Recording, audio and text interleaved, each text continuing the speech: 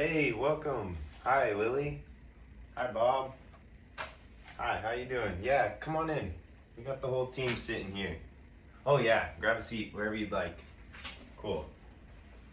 All right. Yeah, how you guys doing today? Cool. Great. All right. I think we could all get started here. Thank you all for coming today. I really appreciate it. I'd just like to go around and maybe introduce everybody just so that we all know who's sitting here and make sure we all know our roles and responsibilities. My name is Charles Peterson. I'm the learning specialist.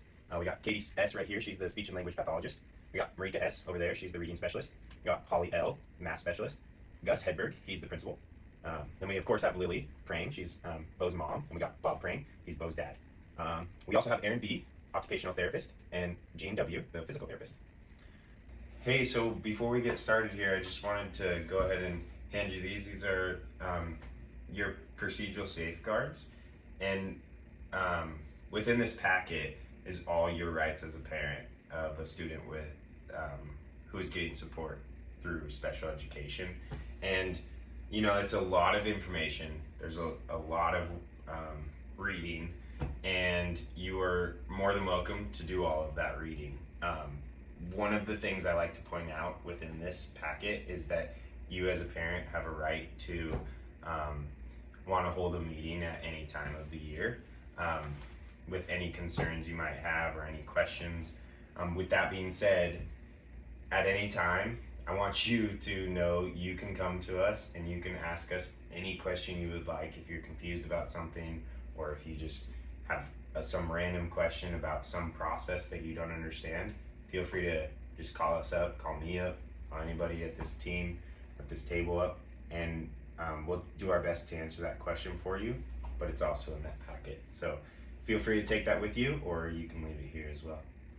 Okay, thank you guys. The reason we're here today is to come together and discuss and review Bo's IEP. We are also coming together to consider making any changes or adjustments that we find might better support Bo on his educational path to success.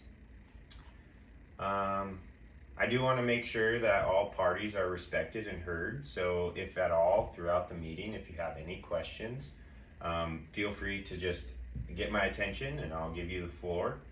With that in mind, I'd like to remind everybody to respect everybody else and make sure that we're letting them be heard, and understand that we all do have agendas, and that we need to stay close to that agenda and make sure we're being punctual with our time frame and respect everybody else's busy schedules. I know it's getting crazy towards the end of the year here, so we want to make sure we're being timely.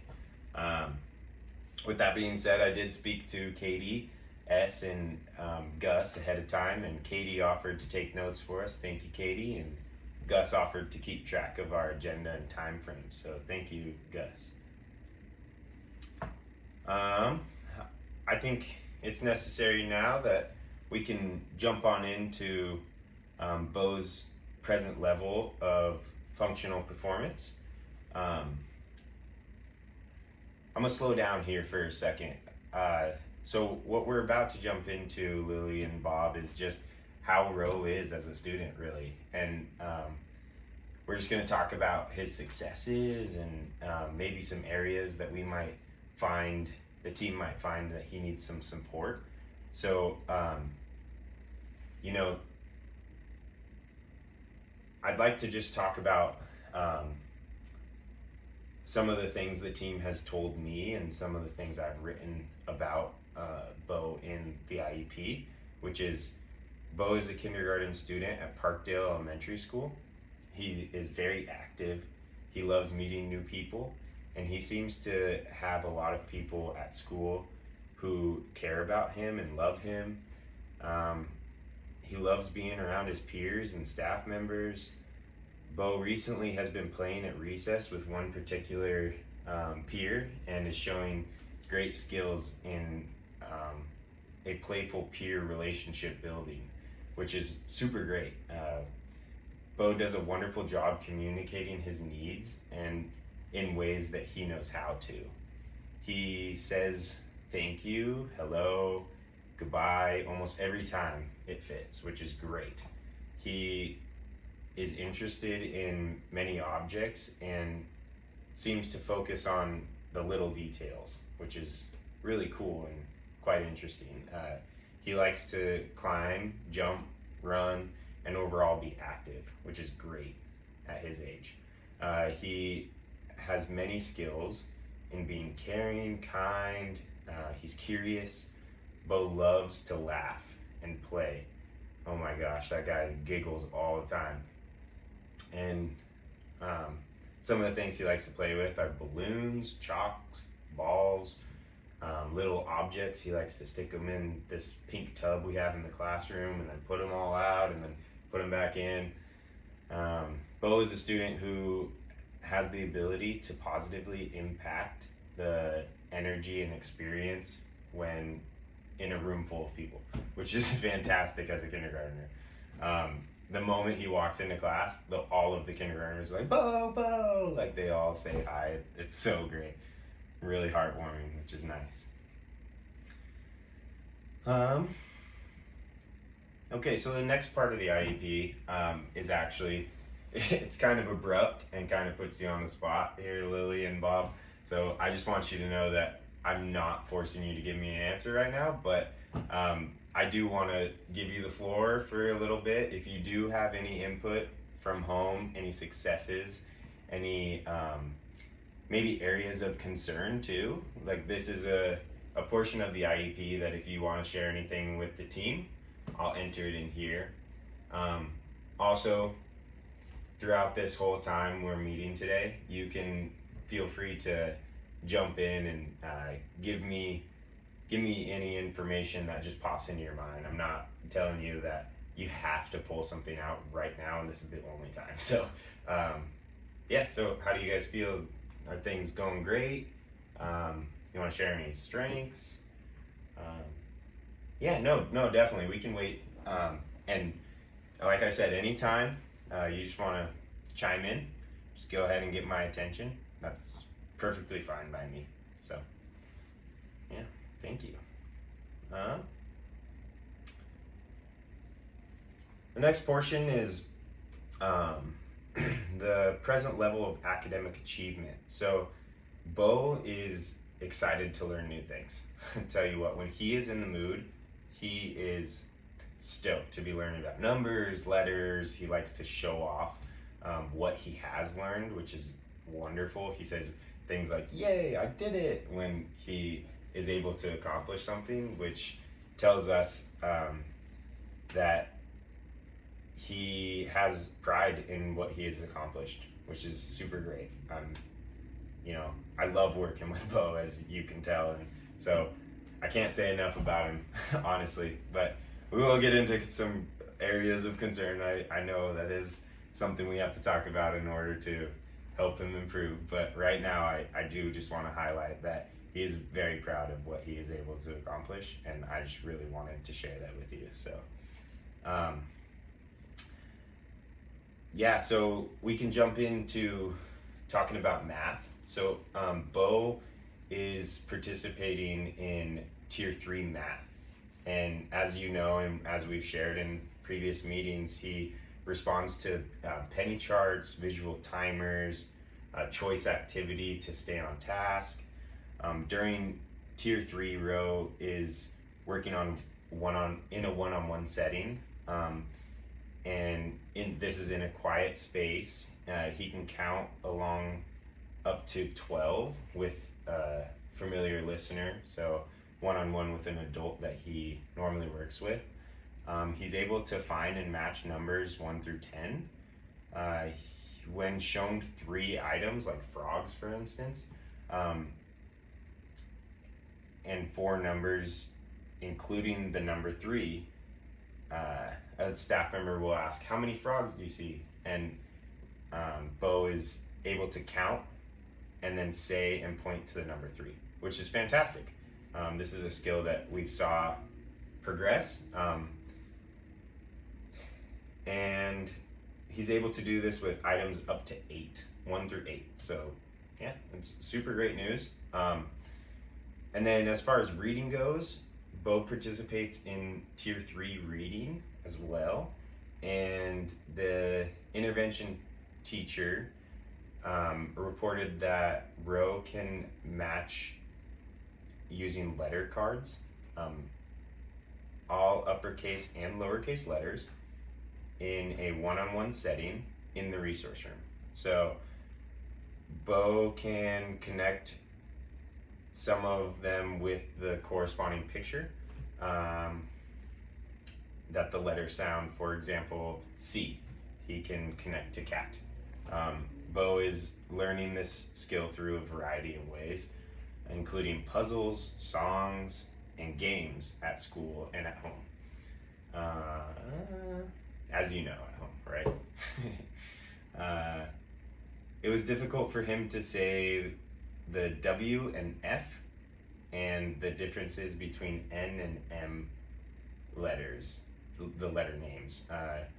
This seems to be due to communication because he knows the letters, like he's able to point to them and tell you what they are, and can match the picture letter or the corresponding picture to the letter in a puzzle, but then just the communication piece is where there's a buffer. This was in a one-on-one setting with minimal distractions and a familiar staff member, just like the Tier 3 math. Also in this setting, he's using the penny chart, visual timer, and choice activity to stay on task, and he benefits from all of those supports, which is fantastic. Like we've talked about prior to this, Bo is motivated to learn when it's something that he's interested in. You know, when he's not too interested in the subject, it's kind of, I want to say difficult to get him to engage, but there is some barrier, you know, and then those supports, they do help, but some days he's not really feeling it, which is, it can be average, but also it is an area of concern when it's not, he can't consistently stay on track with these tasks, which is something that we can definitely work on and find some supports to find that engagement. So we'll discuss that within his goals maybe. Yeah, district assessments. So Bo will participate in district assessments such as DIBELS, that's a reading fluency assessment, and iReady Math in the same manner as his peers 3 times a year. So it's a little bit of information I wanted to share. Next is the present level of functional performance, and this includes communication, social skills, behavior, organization, fine motor skills, self-care, self-direction, etc. So we'll jump on into the strengths in this area. Bo loves to play with other students at recess. He recently, like I said, found another peer, and he's playing with that peer every day. And Bo works well in especially design instruction when there's a peer present, which is super awesome to observe.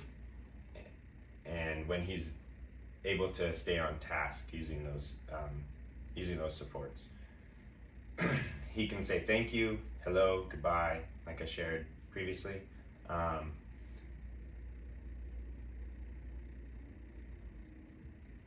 Let's see here.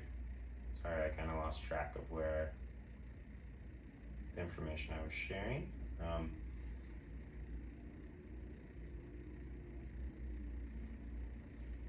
One area of concern that I did want to bring to the team is that when outside and sometimes in the school,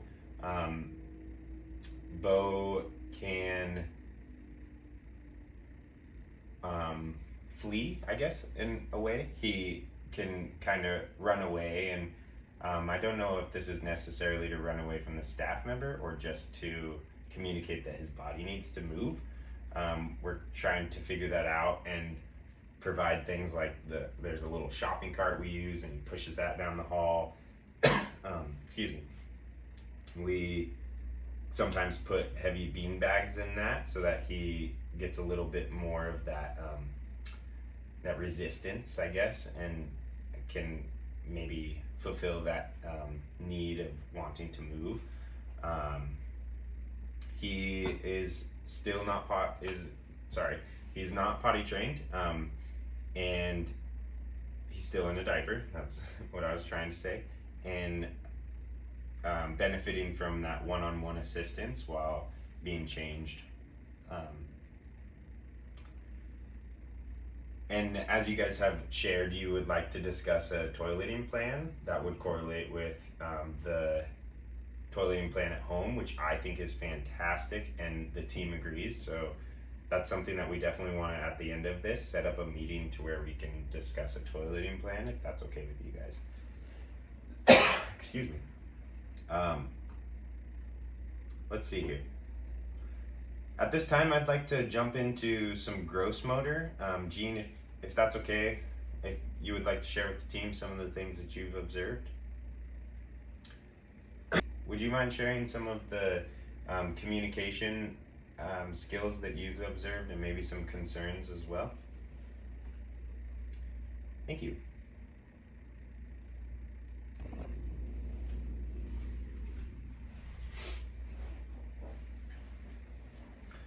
All right, at this time, I'd like to jump into to discuss some goals. So right now we have a writing, reading, math, or 2 math goals, and social emotional goal. So for writing goal, we have, and these are goals that I want to present to the team, and of course I want to make adjustments and hear your guys' thoughts as well. So during seat work time in the classroom, Bo will write his name at least 1 time using capitalization for 4 out of 5 name writing sessions.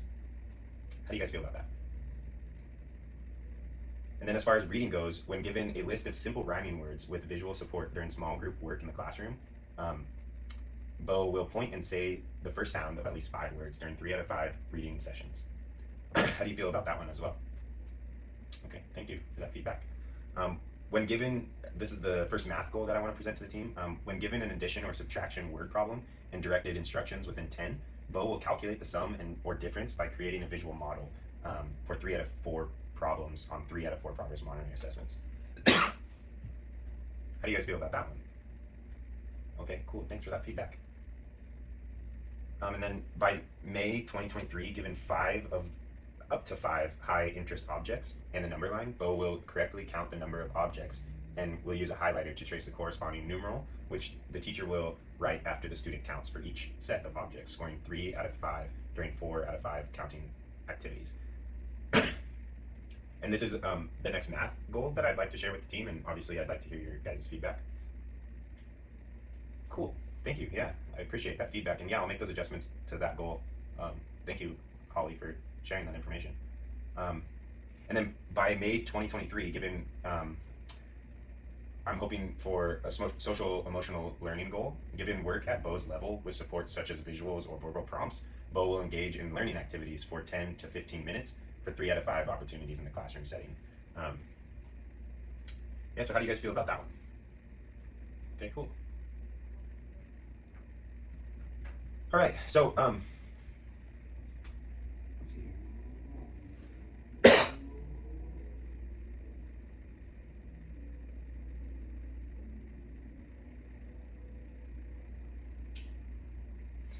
Yeah, so at this time, I'd like to kind of discuss extended school year. So, we haven't seen too much regression with Bo at this time, and so I'd like to possibly say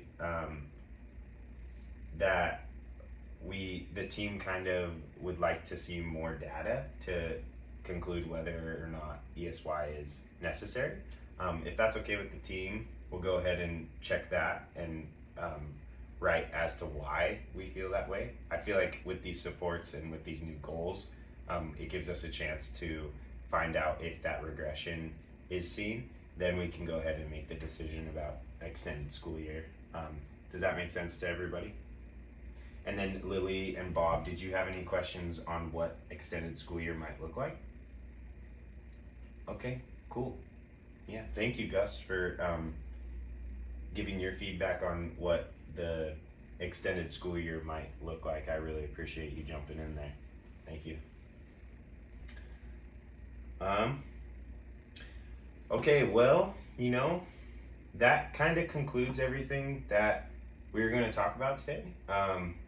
Like I said at the beginning, though, there is a portion in there that says parents' concerns, parents' information they want to share with the team, and we kind of just threw a lot at you. So I do want to take a moment and I want to know, is there anything else you would like to share with the team that popped in your head and you didn't get a chance to chime in, or is there some questions that you might have? I just want to kind of leave the floor open for you.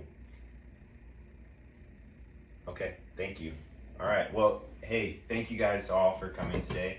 I really appreciate this time, and I know time is valuable nowadays, and so I just wanted to really tell you all I appreciate you, and I'm excited about the support that we're going to give Bo.